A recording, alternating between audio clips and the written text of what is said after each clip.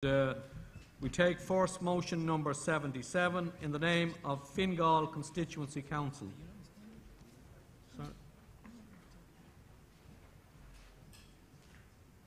Sorry, have we a mover? Rob.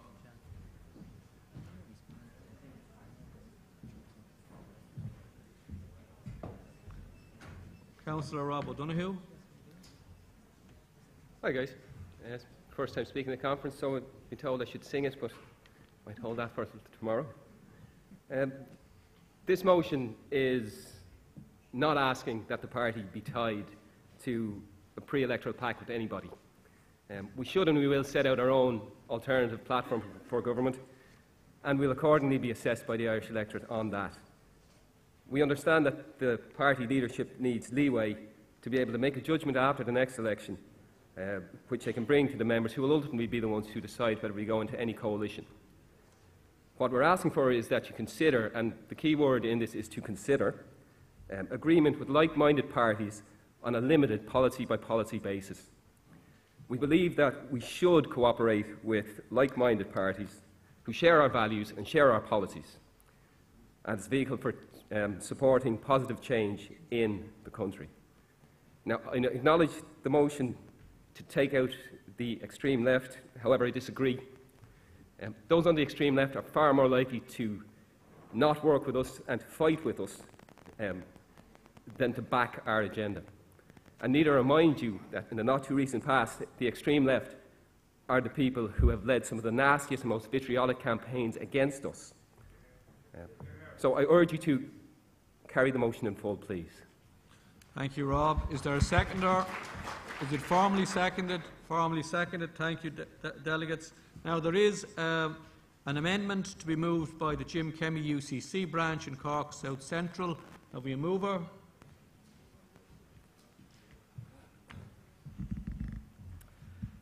Comrades, friends, Dylan O'Keefe, UCC Labour.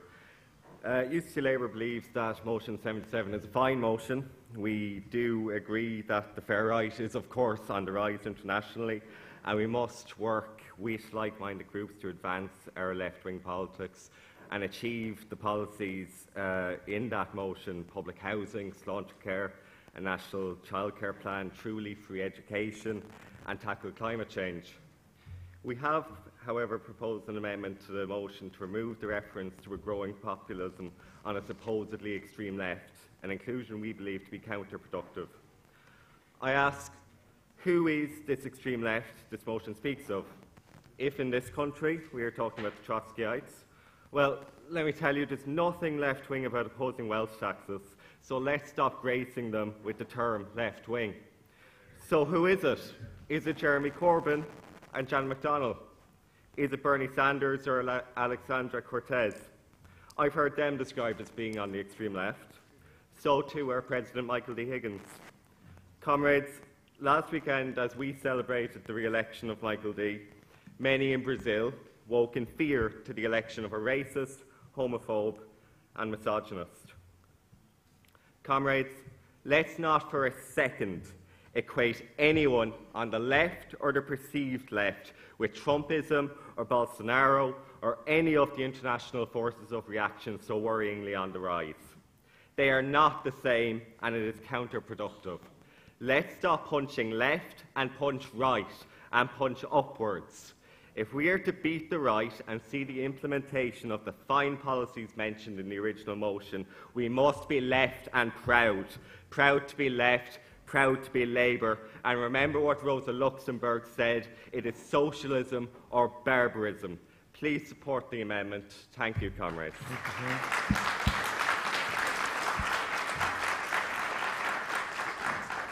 Is there a seconder for the amendment? Formally seconded. Thank you, delegate. So,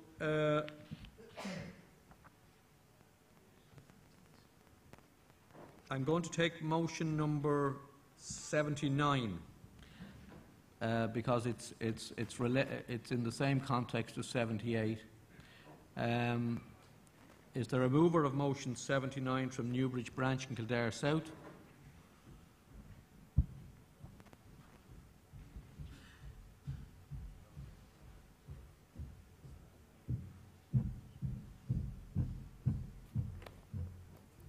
Chair. My name is Ciara O'Reilly, and I'm here on behalf of the Newbridge branch as Chair and local election candidate. Delegates, comrades, the recent history of the Labour Party and the formation of a stable government is a history based on a simple concept, which was putting the country first. We endorsed this policy of putting our country's interests above our own party's interests. But we should not fail to forget that the only party interests we have are the interests of the party, the interests of the working class which we were formed to represent. I do not condemn, indeed I endorsed our party's position of making hard choices in difficult times, and as a party member I fully accept that had we not gone into government when we did, our class would have suffered greatly on the basis of what was contained in the Fine Gael manifesto and what they had proposed to do to the most vulnerable in our society. I applaud our representatives for the sterling work they did in diluting the proposals the Troika were intending to impose on our country in return for loans to bail out our banks. We stopped this happening. But are we content? In preparation for the next election, in seeking the support of the Irish electorate to proclaim that they vote for the Labour Party, the party that stops things happening? I believe we are better than that. I believe that we became a political movement in order to make things happen. Our supporters demand that we articulate our programme for economic and social progress, and indeed justice, and insist that our support will only be forthcoming if the next programme for government contains red line issues such as trade union recognition, delivery of our housing policy, the full implementation of the Sláinte Clare plan, or any other policy or principle we believe to be core to our value system and the cause that we espouse. Let us no longer be remembered as the party that stops things happening, and let us be known as the party who steadfastly refuse to support any party's attempt to form a government, who refuse to concede to our red line issues and commitment to implement these. We need to demonstrate our integrity. Delegates, I urge you please to support this motion. Thank you. Thank you, Ciara. Now, are there speakers on motions 77 or 79? Dermot.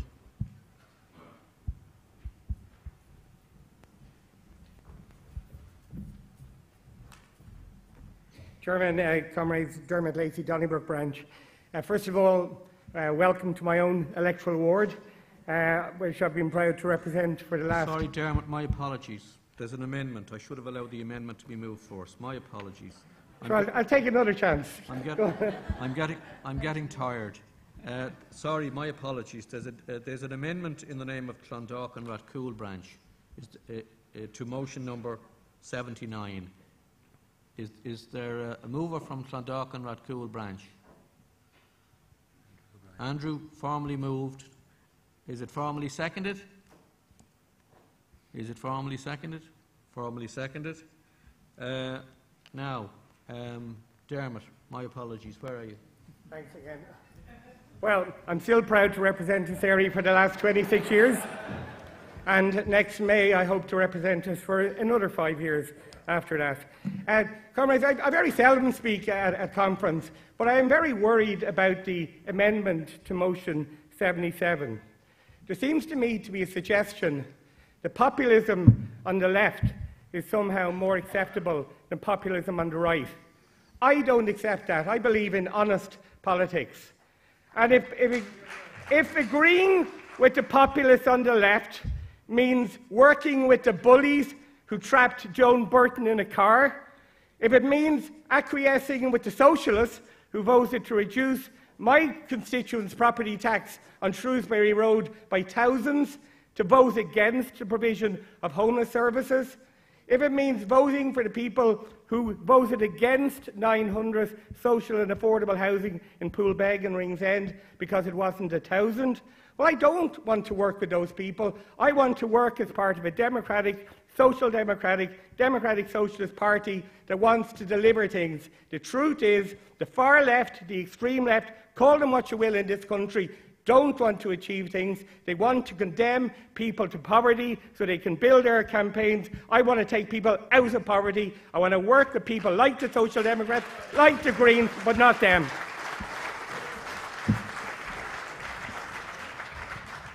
I'm trying to compartmentalise the debate on these motions because we very probably will not be voting on them this evening the way the time is going, and by morning there'll be a great deal of confusion about what we're voting on. So are there any other speakers on motions 78, 70, 77 and 79? Andrew? 77 and 79. Andrew, do you want to speak? James, you want to speak? Yes. Thank you, Chair. Comrades, Andrew O'Brien, Clondalkin, Rathcoole branch. I move the amendment for 79, but I'm actually going to be voting against the amendment and against the motion. Very quickly, I don't know how many of you here have actually seen the video of Neil Kinnock's speech at Bournemouth in 1985. I don't think it's too strong a word to couch what Fine Gael and Fianna Fáil are doing in terms of actual evil. They are actually committing evil.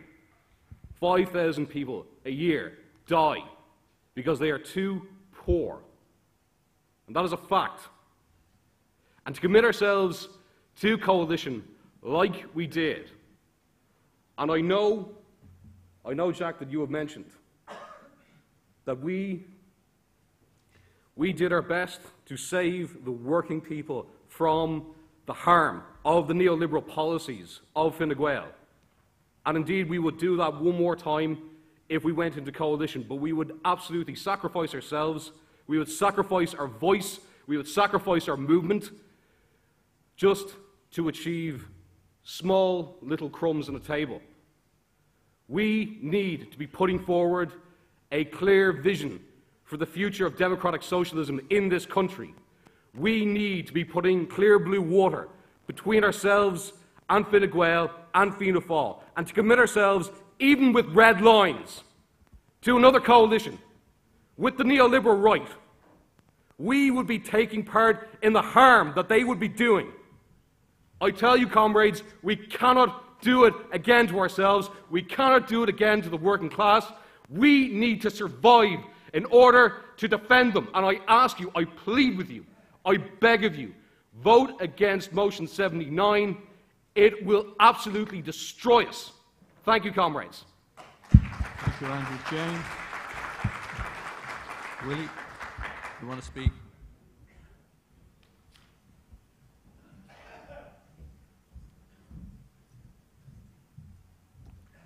Thanks, Chair. Willie Hamilton, the Newbridge branch, the Labour Party. Chair, just in respect of the last speaker, who we have a great deal of respect for, he spoke about the crumbs off the table. If the crumbs off the table is free collective bargaining, is the implementation of Sláinte healthcare and the full implementation of our housing policy, I'll take those crumbs. Thanks, Chair. Now, are there any other speakers on motions 77 and 79?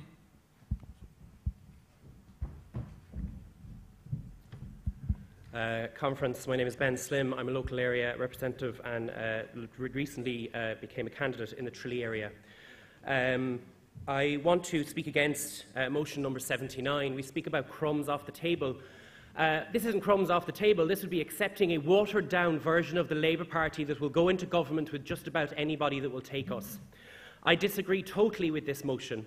We need to create social democracy in Ireland. We need social democracy to be our main messaging, and we need to wait until the people of Ireland trust us to form a government with significant numbers, not sit in the wings with a smaller parliamentary party and say, well, if someone wants us after the election, we'll jump on board. Yeah, we'll have a watered-down couple of red line issues. Vote against this motion. Thank you, Conference.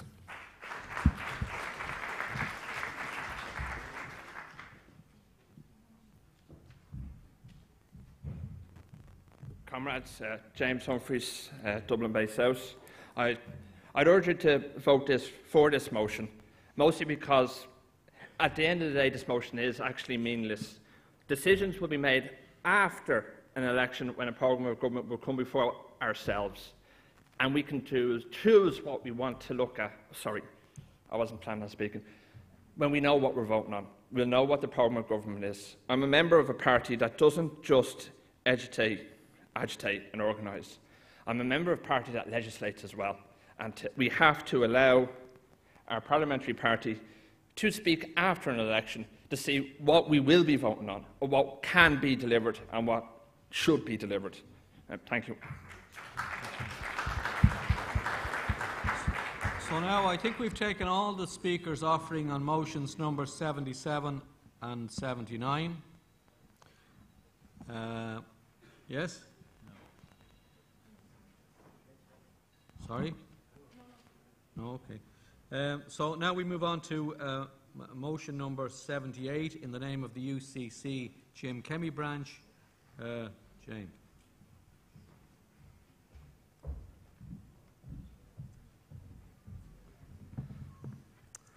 Thank you, Chair. Comrades and delegates, throughout its history, the Labour Party has been the most democratic party of any in the state. We were the first to give a vote for party leader to every member, and similarly, we now give every member a vote at party conference. At this conference, our proud party's 70th, UC Labour is asking you to further strengthen this party's democracy. We wish to amend the rules in relation to leadership elections so that any member of the Oireachtas will be eligible to run for party leader. This would mean for the first time that members of Shannon Éireann can stand. Maybe it will never happen, but why not give our members, each and every one of you, why not give our members the best and broadest choice of candidates to choose from? We've had many great leaders of this party, from Tom Johnson to Brendan Corish and Frank Kluski to name but a few. If we're serious about having great leaders like those, if we're serious about having a voice who stands against the right, who will espouse Labour values of socialism and social democracy, who will fight for workers' rights, feminism and equality, if we're serious about having a leader like that, then giving members the best choice of candidates is clearly the best way forward. Voting for this motion does not mean that we'll have to have a senator for a leader. It does not necessarily mean we will ever have a senator as leader, but why not give members the option? On that very point, though, the Labour Party also has a proud tradition of having exceptionally talented senators, two of which went on to become Uachtaráin Éireann. Who among us would say that neither Michael D. Higgins nor Mary Robinson was not perfectly capable of leading this fine party? In this changing media environment, what can be said and ignored 10 times during leaders' questions in the Dáil can be put across through social media, on the radio, in interviews, etc. I have no doubt that if we were to elect a senator as leader, that our fantastic party spokespersons in the Dáil will continue to hold the Taoiseach in this blue shirt regime or any future Taoiseach to account. Other parties in the state have had leaders from outside Dáil Éireann and have not suffered from it. But the points stand. Giving the members the best and broadest choice for candidates for leader is the best way forward. The more choice, the better representation. I urge you all, comrades, to vote in favour of this motion.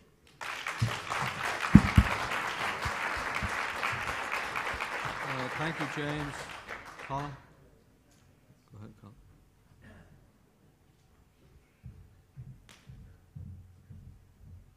Thanks very much, Chair. Colin Lawless, Dublin South West. I want to speak to oppose this. Wait, no, sorry.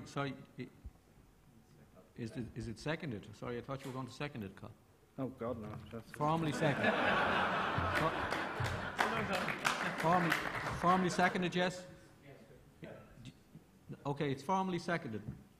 Now you may speak, Colin. Thanks, Chair. You saved me from a very unfortunate situation. I want to oppose this motion for a number of reasons, and I do want to allude to the previous speaker's point about senators and giving examples of senators. I can think of examples of many TDs as well down through the years who would make fine leaders, and indeed you mentioned Michael D. Higgins. Michael D. Higgins was himself a TD for a very long period of time. You mentioned that it has never suffered, or parties have never suffered from this fate. Actually, it's the sign of a dying party. that we end up with a situation where senators who are not elected by the people become leaders. A good example of that is the PDs. The first thing I would say is the role of the Parliamentary Labour Party is to challenge government. If the leader is not a TD, and these are important procedural points, he or she may not ask parliamentary questions, oral or written. That means we don't have somebody questioning the Taoiseach. The Seanad has no mechanism of participating in leaders' questions in the way that the Dáil does. We cannot also participate, or TDs, or sorry, senators cannot participate in numerous committees in the House, as well as the procedures don't allow for it. The business of government in general is primarily conducted in Dáil Éireann. In fact, the introduction of any bill that places a charge on the Exchequer must be initiated in Dáil Éireann, which again mutes most of the legislation that can come out of the Seanad in the first place. So if we're not producing legislation, what exactly is our purpose? The final point I would make is that by being a TD, you have a mandate from the people that elected you. That can mean several thousand people who voted for you. If you're a senator, you don't necessarily have that that particular mandate. I don't understand how somebody who could be a party leader could not be a TD, given that the Senate is a very limited voice. In fact, I actually voted to abolish it. So I'll conclude on that, but please vote against this motion. I think it would damage the party. Thank you.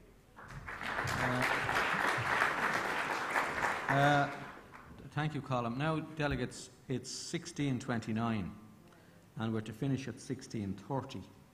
So there's no point in inviting anyone else to speak, because that would mean I couldn't use the last minute to say a few things that I want to say. And what I want to say is this, and take careful account, please, delegates, of what I'm saying. We're due to assemble at 10:30 in the morning, and I presume some of you will insist on participating in the festivities this evening. And as it's laid out in standing orders at the moment, we will be taking these motions first in the morning at 10:30. And these are quite crucial motions. In particular, motion 79 and the amendment may well determine electoral strategy. And we cannot allow ourselves to be in the situation of deciding on those motions with a handful of delegates in the room. So the point I'm making is if you want a say in the electoral strategy that we're going to be following in the next election, please be here at 10:30 in the morning, because it may well be decided by 25 to 11. So with that, I'm going to adjourn this session now.